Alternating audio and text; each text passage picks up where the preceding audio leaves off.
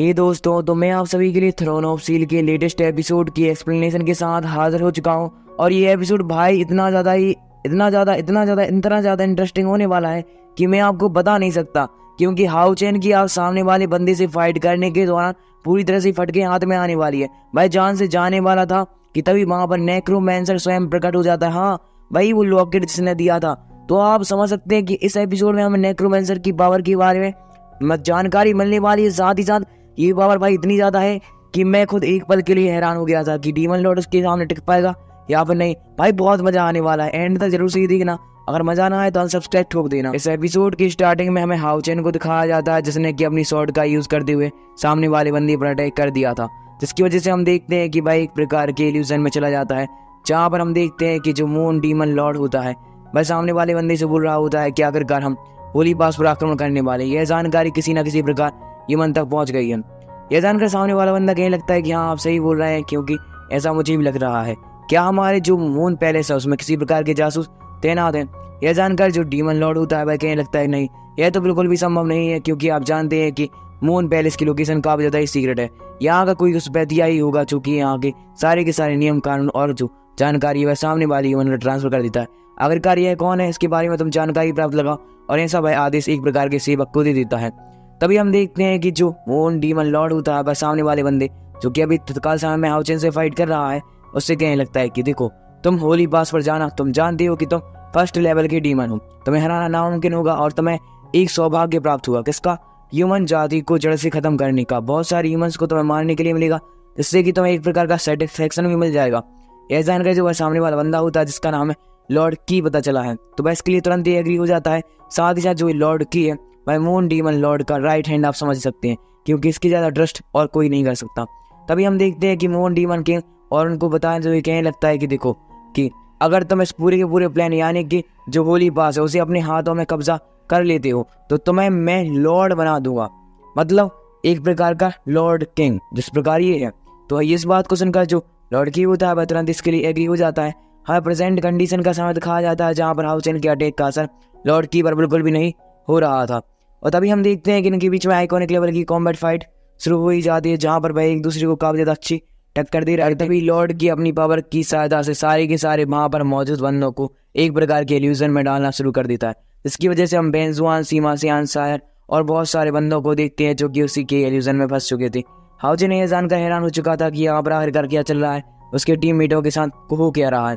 जो की होता है भाई हाउ चैन को बताते हुए कहने लगता है कि अब तुम्हारे जो फ्रेंड है भाई तुम्हारे ही फास्ट से फाइट कर रहे हैं और मैं उनको कंट्रोल करके बैठा हुआ हूँ। अगर मैं चाहूँ तो इनको अभी तुरंत ही मार सकता हूँ, क्योंकि इन्हें नहीं पता है कि यह एक प्रकार का इल्यूजन है और ये तो अपने सामने सच्चाई दिख रही होगी।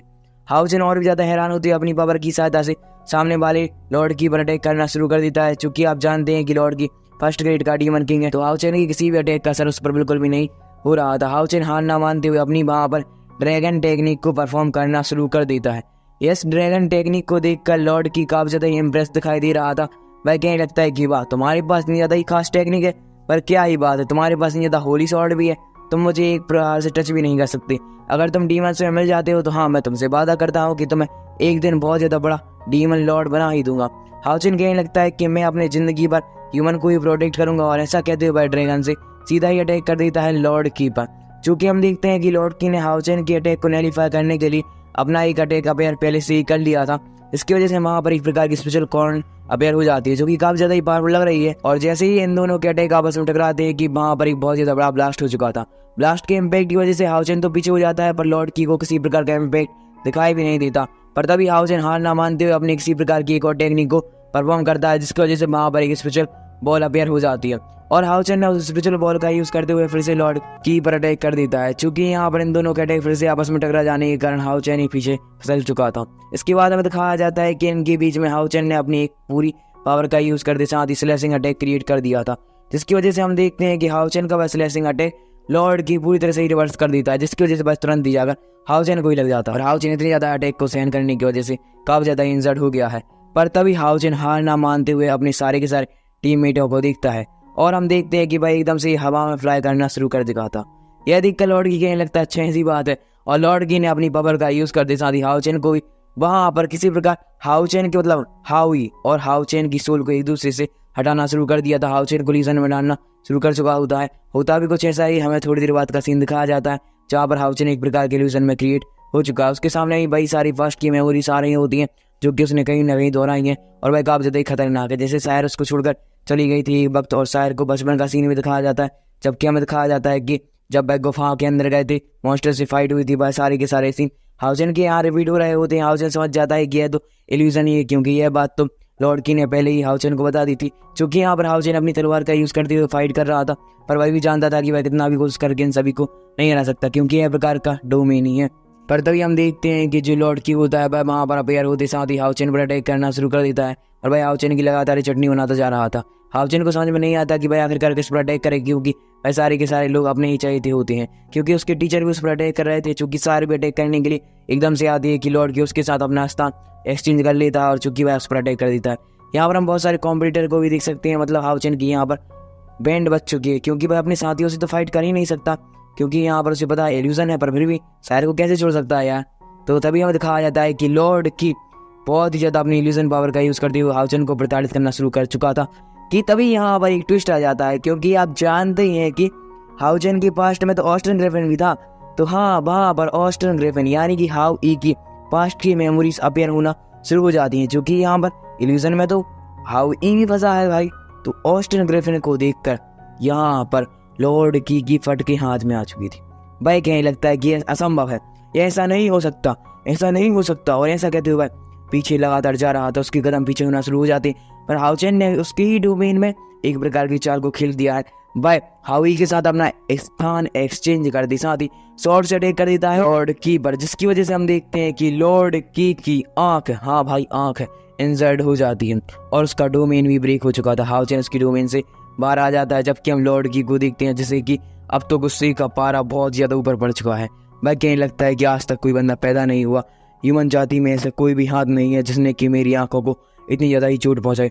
आज मैं तुम्हें जिंदा नहीं छोड़ूंगा, तुम तो गए बच्चे। और ऐसा कहते हुए भाई हाउचेन पर लगातार ही फाइट करना फिर से शुरू कर देता है, जहां पर हम देखते हैं कि हाउचेन के बीच में कॉम्बैट फाइट हो रही होती है, पर हाउचेन कमजोर पड़ता हुआ दिखाई दे रहा है। भाई यहाँ पर हाउचेन ने उसको एक प्रकार की चोट दे दी है। पर आप जानते हैं फर्स्ट ग्रेड के डीमन को हराना बहुत ज्यादा मुश्किल का काम होता है। भी कुछ ऐसा ही है कि हाउचेन कितना भी कोशिश कर ले भाई लॉर्ड की को अब तो ठका भी नहीं लगा पा रहा था।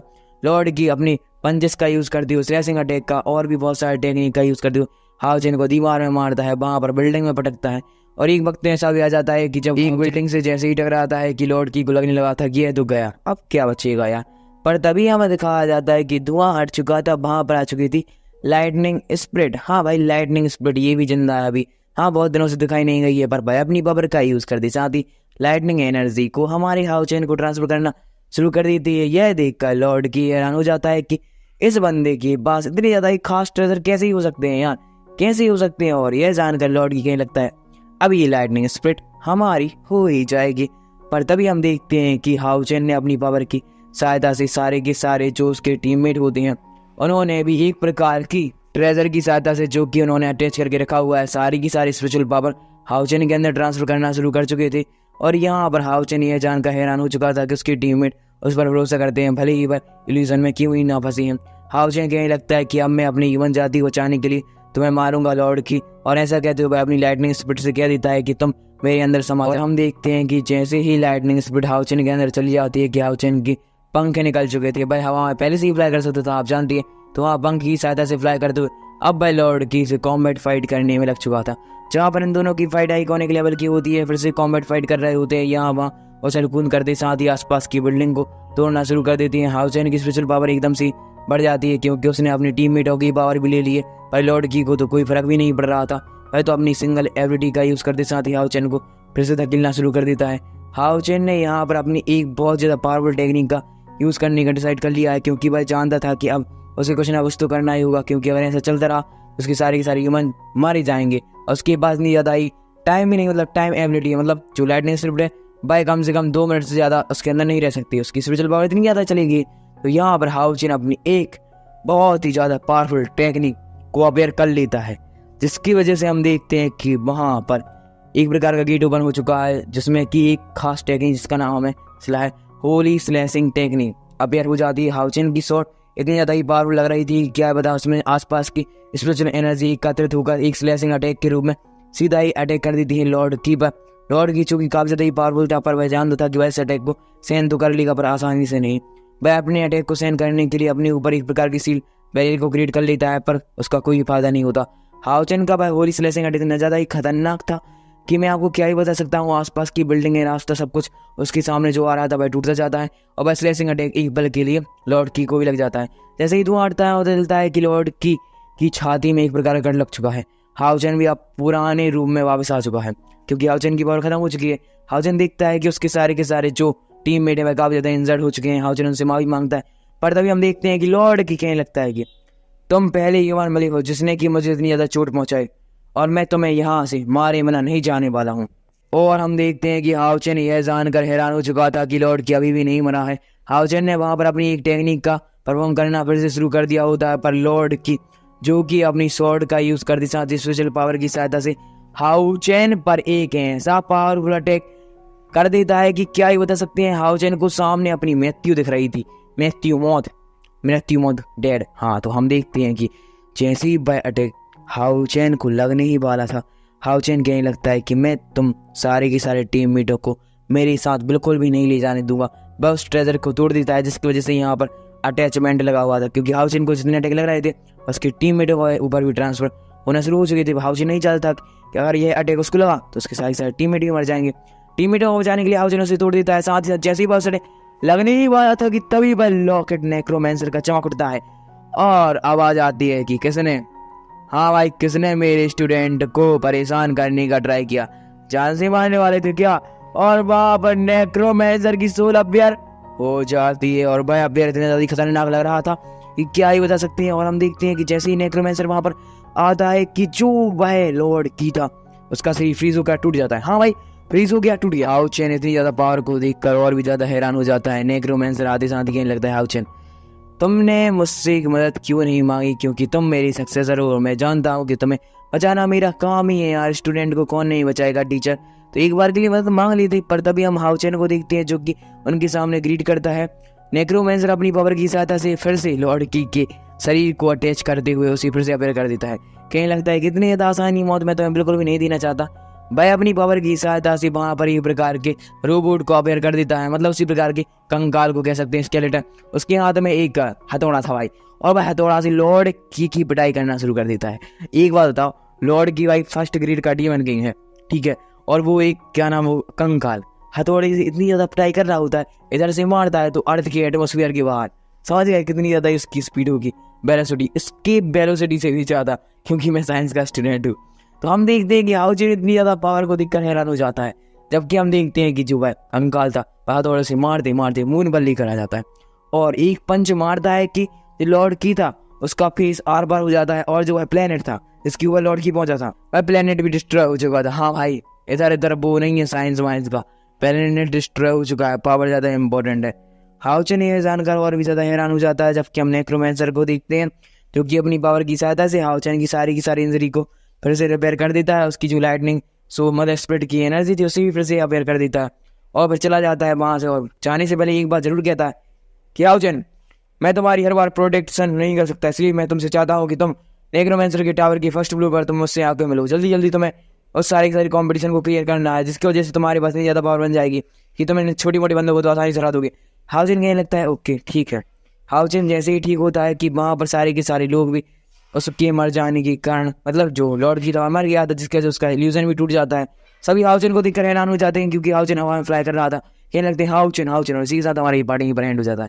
इसका नेक्स्ट पार्ट आपको देखने के लिए मिलेगा अगले गुरुवार को। मुझे माफ कर देना क्योंकि मैं जानता हूँ कि मैं 5 दिन से बोलता, सॉरी